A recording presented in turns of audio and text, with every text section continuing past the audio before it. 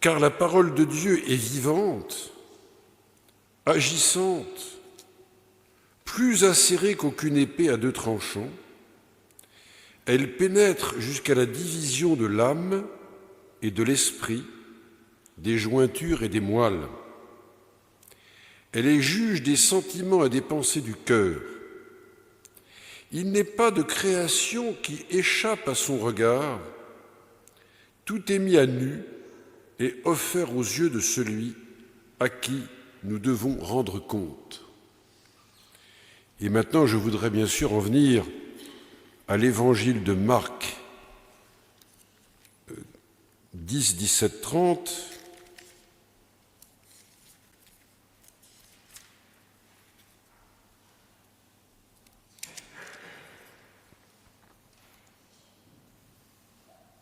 Voilà, c'est la parabole du jeune homme riche, qui est bien connue. Comme il se mettait en chemin, un homme accourut et se mit à genoux devant lui pour lui demander « Bon maître, que dois-je faire pour hériter la vie éternelle ?» Jésus lui dit « Pourquoi me dis-tu bon ? Personne n'est bon sinon Dieu seul. Tu connais les commandements. Ne commets pas de meurtre, ne commets pas d'adultère, ne commets pas de vol, ne fais pas de faux témoignages, ne fais de tort à personne, honore ton père et ta mère. » Il lui répondit, « Maître, j'ai observé tout cela depuis mon plus jeune âge. » Jésus le regarda et l'aima. Il lui dit, « Il te manque une seule chose. Va, vends tout ce que tu as, donne-le aux pauvres, et tu auras un trésor dans le ciel. Puis viens et suis-moi. » Mais lui s'assombrit à cette parole et s'en alla tout triste, car il avait beaucoup de biens. Jésus, regardant autour de lui, dit à ses disciples qu'il est difficile à ceux qui ont des biens d'entrer dans le royaume de Dieu. Les disciples étaient effrayés par ces paroles. Mais Jésus reprit. « Mes enfants, qu'il est difficile d'entrer dans le royaume de Dieu. Il est plus facile à un chameau de passer par le trou d'une aiguille qu'à un riche d'entrer dans le royaume de Dieu. » Les disciples, plus ébahis encore, se disaient les uns aux autres, « Alors, qui peut être sauvé ?» Jésus les regarda et dit, « C'est impossible pour les humains, mais non pas pour Dieu, car tout est possible pour Dieu. » Pierre se mit à lui dire, « Nous avons tout quitté pour te suivre. » Jésus répondit, « Amen, je vous le dis, il n'est personne qui ait quitté à cause de moi et de la bonne nouvelle, maison, frères, sœurs, mère, père, enfants ou terre, et qui ne reçoive au centuple dans le temps présent, maison, frères, sœurs, mère, enfants et terre, avec des persécutions, et dans le monde qui vient, la vie éternelle. Beaucoup de premiers seront derniers, et les derniers seront premiers. Tiens, regarde, je t'ai trouvé sagesse. Quel chapitre tu dis ? Bon, c'est pas nécessaire. Si, parce qu'on l'a dit. Bon, bah, si on l'a dit, alors c'est 7, 16, 7, 7, 11. Mais je ne dirai pas grand-chose dessus, je m'aimerais. Le livre de la sagesse. Alors, la sagesse deutérocanonique, bah, bon, c'est la semaine de l'unité, hein, donc on y va, soyons fous. Alors, attendez, par contre, il faut que je retrouve, c'est le verset... Ah oui, voilà. C'est pourquoi j'ai prié et la prudence m'a été donnée. J'ai invoqué et l'esprit de sagesse est venu en moi. Je l'ai préférée aux sceptres et aux couronnes, et j'ai estimé de nul prix les richesses auprès d'elle. Je ne lui ai pas égalé les pierres plus précieuses, car tout l'or du monde n'est auprès d'elle qu'un peu de sable, et l'argent à côté d'elle doit être estimé comme de la boue. Je l'ai aimée plus que la santé et la beauté, j'ai préféré la posséder plus que la lumière, car son flambeau ne s'éteint jamais. Avec elle, elles me sont venus tous les biens et des richesses innombrables sont dans ses mains. Merci. Merci beaucoup. Merci encore, cher Bruno, de m'inviter une année de plus pour la semaine de l'unité. Et le thème que j'ai choisi en tant que tel n'est pas forcément lié à l'écuménisme, c'est-à-dire que je me suis dit que il y a toujours un petit risque au cours d'une semaine de l'unité, c'est de se sentir obligé de prêcher pour dire bon, réconcilions-nous, tout ira très bien, etc., etc. On peut tout simplement choisir un thème évangélique à partir duquel on pourra y trouver chacun sa résonance propre en fonction de sa tradition théologique propre et nous dire qu'à partir de l'Évangile, de toute façon, ce qui nous rassemble, c'est bien, en effet, la foi commune. Et ici, je voudrais commencer par cette phrase qui n'est pas tout à fait écrite pareil, mais ça, c'est pas très grave, c'est une question de traduction, de l'Épître aux Hébreux que je vous ai lu et qui peut nous toucher de près, que nous soyons protestants ou catholiques, peu importe, lorsqu'il est dit « Tout est nu et découvert aux yeux de celui à qui nous devons rendre des comptes ». Par cette parole tranchante, d'ailleurs le mot, je crois, est prononcé dans la traduction que je vous ai lue, nous pourrions avoir le sentiment d'être jugés au pire sens du terme, c'est-à-dire être condamnés par un sermon culpabilisant, ou un prêche culpabilisant qui nous parle d'un Dieu intrusif dans notre conscience. Ici, je pense au Dieu de la pastorale de la peur, pour paraphraser le titre d'un célèbre ouvrage de l'historien Jean Delumeau, la pastorale de la peur qui a tant sévi pendant des siècles de chrétienté. Ou encore le Dieu d'une Église contrôle social de nos mœurs qui paraît, évidemment, de nos jours un peu décalé. Mais si l'on met en vis-à-vis l'Épître aux Hébreux avec l'Évangile de Marc, et pourquoi pas bien sûr la sagesse qu'on a lue, mais au moins l'Épître aux Hébreux et l'Évangile de Marc, la signification de cette parabole tranchante est d'une toute autre nature en réalité. Ce n'est pas, comme on va le voir, de morale pour une vie bien ordonnée dont il est question, mais d'une réponse urgente à l'appel du royaume de Dieu. Et c'est cela que je vous invite, bien sûr, à aller voir de plus près dans ce dialogue de Jésus avec celui dont au départ on ne connaît même pas l'identité.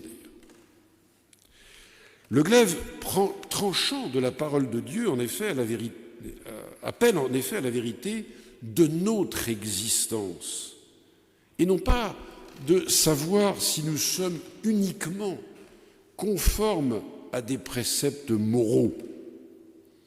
Et dans ce sens-là, c'est, je pense, toute proportion gardée, correspond au fond pour vous protestants à la critique des œuvres méritoires, qui fait partie de votre théologie la plus intrinsèque, enfin des Luther d'ailleurs, la critique des œuvres méritoires.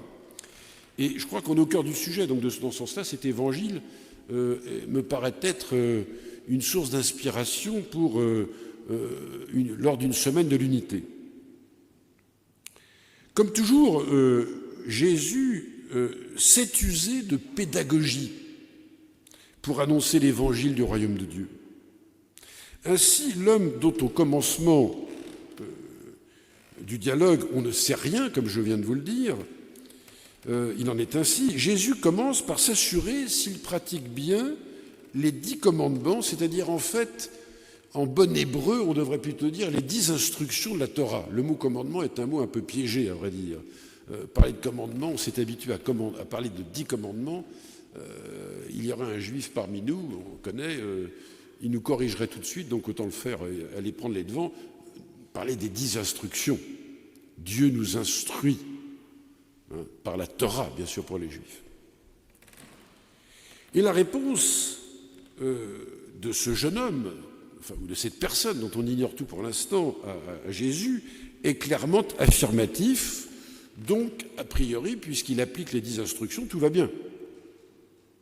La bonne santé morale de cet homme, apparemment inquiet pourtant sur sa piété israélite, est donc confortée par Jésus.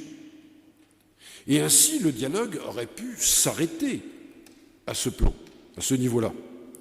Mais alors, à quoi bon écrire, dans ce cas, un dialogue qui ne débouche sur rien d'autre de ce que l'on sait déjà, un dialogue donc clos sur lui-même. Et donc, évidemment, la communauté chrétienne qui a rédigé ce texte aurait bien perdu son temps.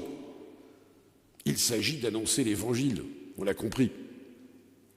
Alors, le rapporter de dimanche matin la scène, de 2 choses l'une, il nous donnerait ou bien bonne conscience, puisque tout va bien, et par conséquent, nous pourrions poursuivre toute quiétude notre existence, comme du lundi au samedi ou du dimanche au lundi, c'est comme vous voudrez. Ou bien alors, inversement, ce dialogue nous plongerait devant un abîme de culpabilité, comme que je signalais tout à l'heure au début de ma prédication, parce que nous n'appliquons pas telle ou telle instruction, on n'est pas tout à fait en règle. Et dans l'un et l'autre cas, pas plus que cet homme inconnu, nous n'avancerions pas dans notre vie, et dans notre vie selon l'Évangile. Car en effet, le Dieu ordonnateur d'instruction, on pourrait dire aussi de prescription, mais ça c'est déjà un peu différent, mais le Dieu ordonnateur d'instruction morale n'est pas celui de l'Évangile qu'annonce Jésus. Mais fort heureusement, pour cet homme inconnu et pour nous-mêmes, le dialogue est relancé par Jésus par une pédagogie de l'interpellation. On l'aura compris, l'application correcte des instructions de la Torah peuvent même enfermer celui et celle qui les applique dans une vie trop bien ordonnée et finalement qui ne le sauve de quoi? Bien de rien. Tel est le cas de cet homme inconnu et au fond à qui nous pouvons ressembler. Il peut être, reconnaissons-le, le portrait de nous-mêmes. Alors, à aucun moment, en effet, il ne s'est laissé, ce jeune homme, transpercer l'âme et l'esprit, comme le dit l'Épître aux Hébreux. À aucun moment, il ne s'est laissé mettre à nu devant Dieu ou par ce qui lui manque, pour paraphraser l'exhortation de Jésus à celui dont on sait enfin à partir de ce moment-là qui il est, un jeune homme riche. Et on voit bien que c'est son problème à ce jeune homme. C'est l'exhortation de Jésus, son appel à entrer dans le royaume de Dieu, qui révèle l'identité donc de la personne et de la raison de son angoisse, au point, on le voit, de s'agenouiller devant Jésus. Il savait donc confusément ce qu'il recherchait auprès du prédicateur de Nazareth. Mais avec Jésus, il est tombé sur un maître en pédagogie d'annonce du royaume de Dieu et non pas de la conformité aux instructions, simplement.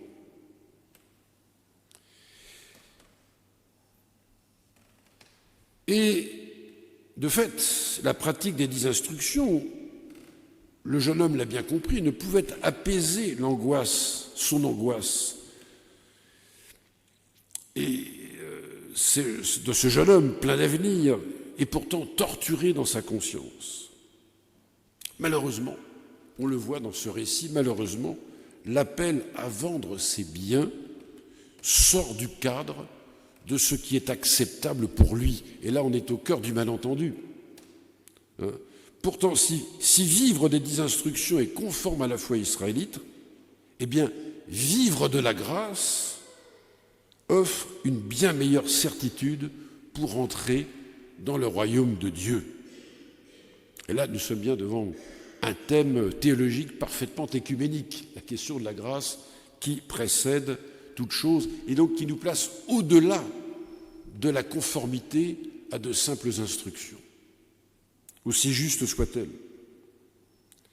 Et telle est là la signification de ce que nous dit l'Épître aux Hébreux, de la signification de ce glaive tranchant de la parole de Dieu, qui met à nu notre âme et notre esprit divisés.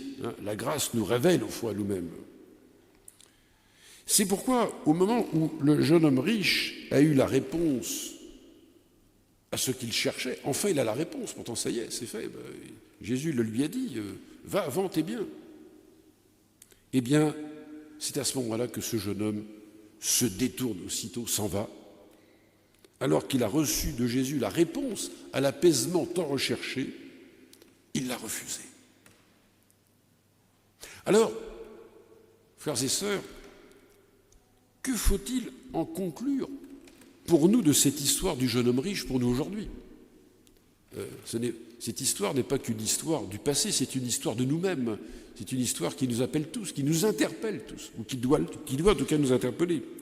Pourquoi rejeter à ce point ce qui est le meilleur pour nous? Parce que, une fois encore, l'accès à l'évangile du royaume de Dieu ne se limite pas à pratiquer des instructions, même scrupuleusement. Il appelle à une disposition d'esprit, celle du détachement. Mais le problème du jeune homme riche renvoie à un enseignement biblique fondamental par rapport à cette question du détachement.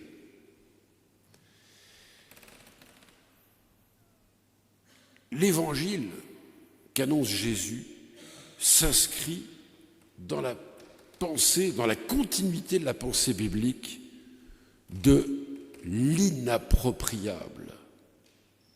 Et là, nos frères juifs, d'ailleurs, s'y retrouveraient parfaitement, l'inappropriable. Le Premier Testament, que j'aime bien appeler le Premier Testament, parce qu'il y a un Premier et un Deuxième Testament, si vous dites qu'il y a un Ancien, ça veut dire qu'il est périmé, et il n'est pas périmé, en fait, il est toujours vivant, pour les Juifs, bien sûr, mais pour nous aussi. Donc, le Premier Testament nous enseigne que l'homme est le vicaire ou celui qui tient lieu de ce que Dieu lui a donné. C'est-à-dire une terre au sens économique, les biens, et c'est le problème de ce jeune homme, les biens dont on devrait ne pas se les approprier. Et la terre aussi, on peut ajouter au sens politique pour Israël. C'est l'exercice de l'autorité qu'Israël a perdu au plan politique, bien sûr. Et d'où la signification nouvelle de la prédication du royaume pour Jésus. Alors, c'est à cette condition de l'inappropriation par l'homme de la création divine que le royaume des dieux peut exister comme royaume pour les Israélites. Et finalement pour tous les hommes qui ont compris ce que signifie royaume de Dieu. On comprendra alors que Jésus puisse, pour conclure cette séquence, déclarer que c'est dans la dépossession des biens, c'est dans l'inappropriable,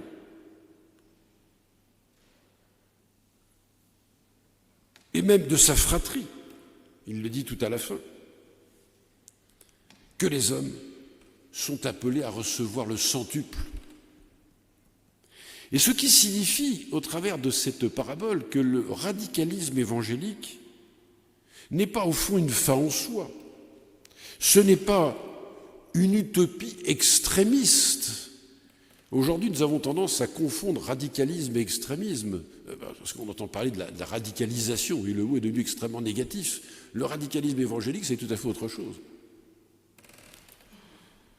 Et je dirais même que le radicalisme évangélique nous invite à un autre réalisme. Ce n'est pas une utopie, c'est un autre réalisme, c'est celui du royaume de Dieu. C'est celui de ce royaume dont nous ne pouvons pas être les propriétaires. Nous ne sommes propriétaires de rien. C'est ce que ce jeune homme riche a bien du mal à comprendre. Pour autant, ce réalisme du royaume de Dieu a une conséquence. Il ne nous est pas demandé, pour autant, d'absolutiser le pauvre. Quelquefois, c'est ce que dans nos pratiques chrétiennes, nous avons tendance à faire, pensant que nous démultiplions notre conscience évangélique. La question n'est pas d'absolutiser le pauvre, pas plus que de mépriser le riche. C'est pas ce que dit Jésus, d'ailleurs, il a un regard aimant sur ce jeune homme, donc il ne le méprise pas. Et c'est bien ce que nous apprend le dialogue de Jésus avec ce jeune homme, car sa vie, au fond, et c'est son drame, est possédée par ses biens. C'est pourquoi il est une figure socio-économique et spirituelle en même temps, à plaindre, car l'évangile qui devait être sa libération, son salut, qui devrait l'ouvrir, briser en lui toute fermeture pour être libéré par la grâce, se révèle au contraire être tragique pour lui, car il n'y parvient pas. Quant aux pauvres, personne ne l'envie. C'est bien pourquoi il ne faut pas absolutiser la figure du pauvre. Personne ne l'envie. Qui a envie d'être pauvre? Personne. Car le pauvre, pas plus que le riche, pour une raison diamétralement opposée, bien sûr. Le pauvre n'est pas la figure de celui qui ne s'approprie rien, puisqu'il est dépouillé de tout, sans qu'il ait eu à se prononcer sur son dépouillement. Ce dépouillement lui est imposé. Donc le riche comme le pauvre se retrouvent dans la même situation de ce point de vue-là. Ils n'ont pas accès véritablement à l'inappropriable, parce que l'un est possédé par ce qu'il possède et l'autre n'a rien. Donc la question n'est pas qu'il se désappropriera, il n'a rien. La question est tout autre.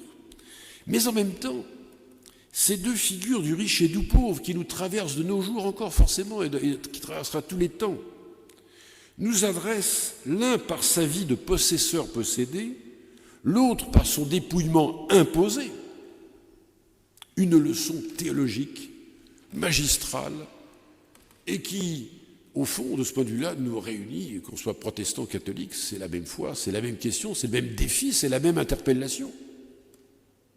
Il nous faut apprendre à vivre en locataire du monde, afin que le monde reste l'exclusive propriété de Dieu. C'est lui le propriétaire, ce n'est pas nous. Alors, ça pose un ensemble de questions. Je sais bien ce que dit la théologie, ce que dit la Bible et le droit. Je ne suis pas en train de dire interdit d'être propriétaire au sens juridique. Je ne prêche pas le collectivisme. Je suis en train de dire simplement que même quand nous possédons tous des biens, même nous religieux d'ailleurs, nous avons des biens en réalité. Il n'empêche qu'il faut savoir avoir des biens tout en restant dans une disposition d'esprit de locataire du monde. Car celui qui est le vrai propriétaire, c'est Dieu lui-même. C'est ça que nous ne devons jamais perdre de vue, et c'est tout le sens, chers frères, chères sœurs, c'est tout le sens conclusif de l'appel évangélique de Jésus au détachement. Voilà, amen.